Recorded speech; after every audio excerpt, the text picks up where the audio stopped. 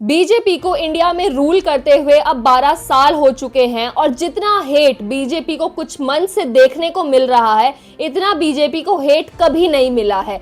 चाहे पेट्रोल में ethanol mixing की बात हो, चाहे नीट पेपर स्कैम की बात हो, चाहे राम मंदिर में चोरी की बात हो, या फिर चाहे लोग सड़कों पर सवाल उठाएं या फिर स्कूल के इंफ्रास्ट्रक्चर पर सवाल उठाएं, इन सारी चीज को लेकर बीजेपी के सपोर्टर्स भी अब बीजेपी को क्रिटिसाइज करने लगे हैं। बीजेपी के जितने भी पॉपुलर लीडर्स थे, जिन्हें आम जनता किसी जमाने में काफी ज्यादा सपोर्ट और प्यार देती थी, आज वही आम जनता इन लीडर्स के भी अगेंस्ट हो गई है। बीजेपी का डाउनफॉल समझने से पहले हमें बीजेपी का राइज समझने की ज्यादा जरूरत है। आज के टाइम पे नेशनल लेवल पे जो पार्टी ऑपरेट कर रही है वो दो ही पार्टी है, बीजेपी और कांग्रेस।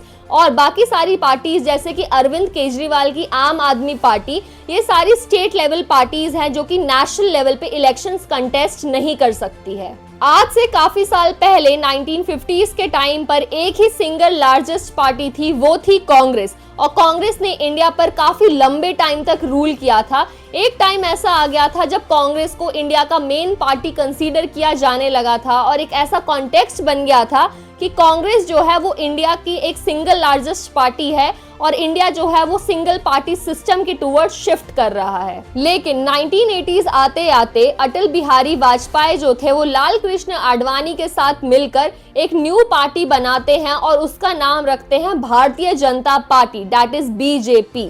और वही 1996 में बीजेपी का जनरल इलेक्शंस में राइज होता है जब बीजेपी 161 सीट्स जीतती है, और वही 1996 के जनरल इलेक्शंस में कांग्रेस को सिर्फ 140 सीट्स मिली थी। किसी भी पार्टी को क्लियर मेजॉरिटी नहीं मिली थी। और जब भी ऐसी कोई भी कंडीशन स्टैब्लिश होती है, जब किसी भी पार्टी को एब्सोल्यूट मेजॉरिटी नहीं मिलती है, तो पार्टी को दूसरों का सपोर्ट लेना पड़ता है ताकि 272 सीट्स जो है वो पूरी हो सके और गठबंधन सरकार जो है वो पावर में आती है। और गठबंधन सरकार का पावर में आना एक तरीके से डेमोक्रेसी और कॉन्स्टिट्यूशन के लिए अच्छा माना जाता है। एंड इवन ऐसी पार्टी जो होती है वो कॉन्स्टिट्यूशन में भी किसी तरीके कोई भी चेंजेस जो है वो नहीं कर सकती है, क्योंकि कॉन्स्टिट्यूशन में चेंजेस करने के लिए 2/3 मेजॉरिटी की रिक्वायरमेंट होती है। और ऐसी पार्टी जिसके पास खुद ही मेजॉरिटी नहीं है, वो कॉन्स्टिट्यूशन से छेड़छाड़ नहीं कर सकती है। 1989 से लेके 2014 तक, मतलब कि इन टोटल 25 साल तक इंडिया में कोलाइजन गवर्नमेंट थी, मतलब कि गठबंधन की सरकार थी।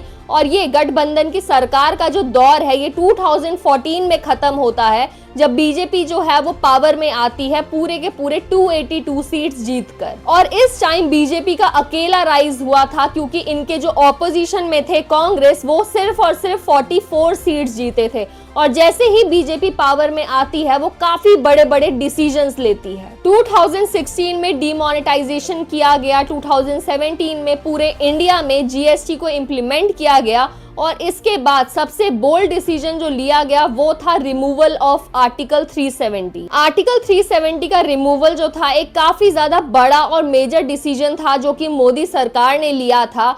और इसके बाद लोगों ने इनको काफी ज्यादा सपोर्ट दिया और मोदी जो थे वो इंडिया में काफी ज्यादा लविंग और पॉपुलर नेता बन गए थे। और इतना ही नहीं, वो बीजेपी के सबसे बड़े और सबसे पॉपुलर फेस भी बन गए थे। और धीरे धीरे सिर्फ मोदी ही नहीं, बीजेपी के और बड़े बड़े मेंबर्स जैसे कि अमित शाह, नितिन गडकरी, धर्मेंद्र प्रधान, एस जयशंकर भी अपने पॉलिसीज के चलते लोगों के बीच एक काफी ज्यादा पॉपुलर फेस बन गए थे। और लोग जो थे वो मोदी के साथ साथ और भी इन सारे मेंबर्स को भी काफी ज्यादा पसंद करने लगे थे। 2024 आते आते मोदी ने अपने नेक्स्ट इलेक्शंस के लिए काफी बड़े बड़े वादे किए थे, काफी बड़े बड़े प्रॉमिसेस किए थे। लेकिन 2024 के जनरल इलेक्शंस में बीजेपी सिर्फ और सिर्फ 240 सीट्स ही जीत पाती है।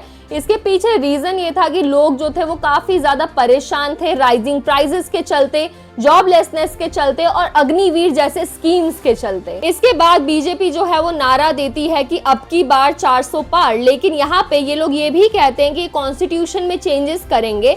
इनको लगता है कि लोग जो हैं ये बात सुनकर काफी ज्यादा खुश हो जाएंगे, लेकिन ये जो बात थी इनकी कॉन्स्टिट्यूशन में चेंजेस करेंगे, ये बीजेपी को काफी ज्यादा कॉस्टली पड़ता है। काफी बार पॉलिटिकल पार्टीज अगर कॉन्स्टिट्यूशन में चेंजेस करती हैं तो उसके काफी अच्छे बेनिफिट्स हो सकते हैं, जैसे कि आर्टिकल 370 का रिमूवल। लेकिन हमें ये बात नहीं भूलनी चाहिए कि काफी बार पॉलिटिकल पार्टीज अपने खुद के बेनिफिट के लिए भी कॉन्स्टिट्यूशन में चेंजेस कर सकती हैं और लोग जो थे वो इस बात से बहुत अच्छे तरीके से अवेयर थे।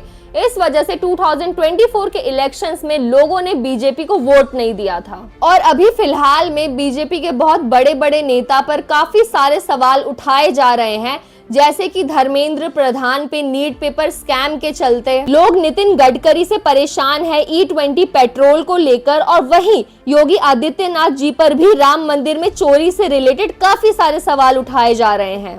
कहीं ना कहीं बीजेपी के डाउनफॉल के पीछे बीजेपी की ही पॉलिसीज हैं, जिससे लोग जो है वो काफी ज्यादा परेशान हो चुके हैं। नितिन गडकरी जो है वो इथेनॉल का कॉन्सेप्ट लेकर आते हैं और इसके बाद लोग जो है वो नितिन गडकरी को अलग ही लेवल पर हेट कर रहे हैं। धर्मेंद्र प्रधान का तो लोग डायरेक्ट रेजिग्नेशन ही मांग रहे हैं नीट पेपर स्कैम के चलते। कॉकरोच जनता पार्टी के मेंबर्स और वहीं क्लाइमेट एक्टिविस्ट सोनम वांगचुक जो है वो जंतर मंतर पे काफी लंबे टाइम से प्रोटेस्ट कर रहे हैं और डिमांड बस यही है, धर्मेंद्र प्रधान का रेजिग्नेशन और 1 करोड़ का कॉम्पनसेशन उन फैमिलीज को जिनके बच्चे जो है वो नीट पेपर लीक के चलते सुसाइड से मरे। सोनम वांगचुक जो है वो 17 दिन से हंगर स्ट्राइक पर हैं और बीजेपी का कोई भी रिस्पांस नहीं आया है पूरे के पूरे प्रोटेस्ट को लेकर, और बीजेपी ने इस पूरे के पूरे प्रोटेस्ट पे कंप्लीट साइलेंस बनाई हुई है। बीजेपी का एक सबसे ज्यादा नेगेटिव पॉइंट ये भी है कि बीजेपी जो है वो बहुत सारे मेजर मुद्दों पर चुप ही रहती है। चाहे लोग कितना भी सवाल उठा लें इथेनॉल को लेकर, चाहे ऑपोजिशन कितने भी सवाल कर ले बीजेपी को लेकर, बीजेपी जो है वो स्ट्रिक्ट साइलेंस मेंटेन करके रखती है। अगर सरकार आपकी है, पॉलिसीज आप बना रहे हो, तो लोग जो है वो सवाल भी तो आपसे ही करेंगे, लेकिन बीजेपी जो है वो हर एक बड़े मुद्दे पर चुप ही रहती है।